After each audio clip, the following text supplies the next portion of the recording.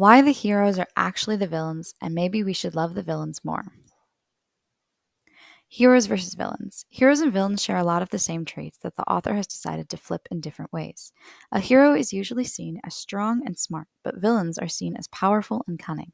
These words are virtually synonyms, but they have different connotations when used in a story format.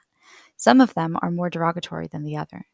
Most characters that are seen as villains have the same backstory as heroes. Batman or Grendel's mother both have a dead relative that dies, and they avenge that death. Examples of how a character can be a hero and a villain. Only in stories are there true villains because everyone in the world has good traits and bad traits. That's what makes us human. We are all the hero and the villain in someone's story. For example, Beowulf slayed the dragon and was seen as a hero.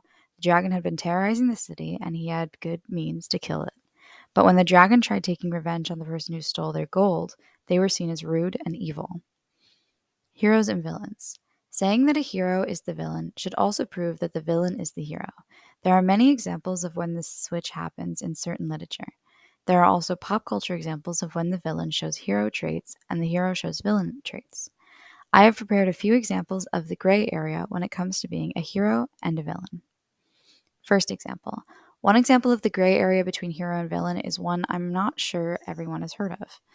In the movie Daisy A Hen in the Wild, or in its original translation, Leafy A Hen in the Wild, the main character Daisy has escaped from the farm and now lives a life protecting her young chick. Throughout the story, there is an animal they call One Eye who is supposed to be the villain of the story. However, towards the end of the story, you find out that One Eye is a mother and has only been trying to feed her babies by killing the other chickens. The story is a good example of how everyone is a villain until you step in their shoes and realize they might be the hero to someone else. Our second example is another good example.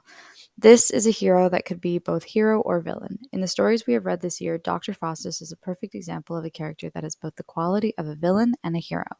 For science, Dr. Faustus has done amazing things. He originally even wanted to do it to help science.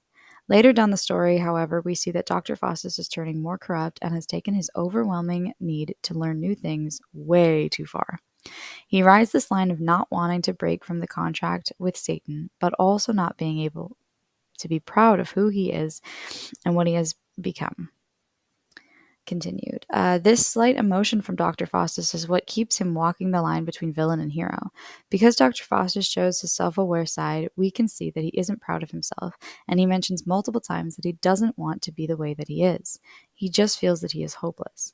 Like in scene 5, lines 1 through 5, Faustus states to himself, "Now, Faustus, must thou needs be damned, and canst thou not be saved? What boots in then to think of God or heaven? Away with such vain fantasies, and despair in God, and trust in Beelzebub."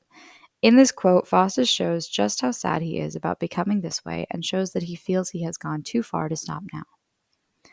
Some heroes are just not as lovable as the other characters. Sometimes they are so obsessed with their self-image more than the safety of the people around them, making them a really bad hero. A good example of this is Metro Man from Megamind. Metro Man is coined to be this character that is supposed to be the hero, but he ends up faking his death halfway through the movie and retires just so he can stop saving people.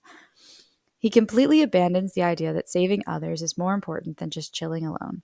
He is brought back to being a hero by the end of the movie, but he is a piece of garbage. He only cares about his looks and the fame. Even when they ask for him to help save the city, he says he doesn't want to get hurt for the sake of others. An example of a hero that is actually a villain. I have given many different examples so far of villains we should care about more and heroes we should hate more, and some that fall in between.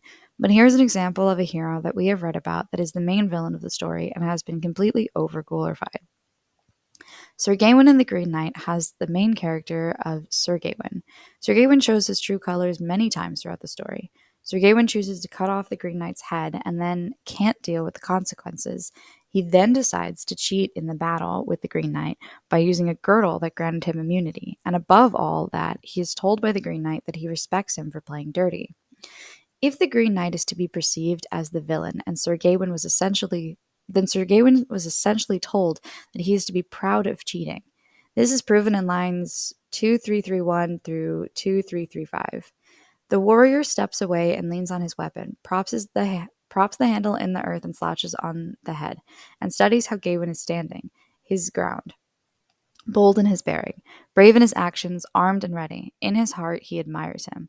When a person has gotten to the point in life that their main opposition wants to congratulate them and shake their hand, then you know there is something evil about you. And if this wasn't enough, Sir Gawain does not feel an ounce of dishonor throughout the whole ordeal. He seems to not even care he broke his words to get there. Sometimes in stories, the villain actually is a good person that is just perceived to be bad. Everyone has their struggles from time to time, and that includes heroes. Some heroes can't deal with their own trauma, and some get badly hurt. But it is how they react that makes them a villain or a hero. It is through our actions that proves our character. It is how the story is perceived that makes a hero the good or the bad.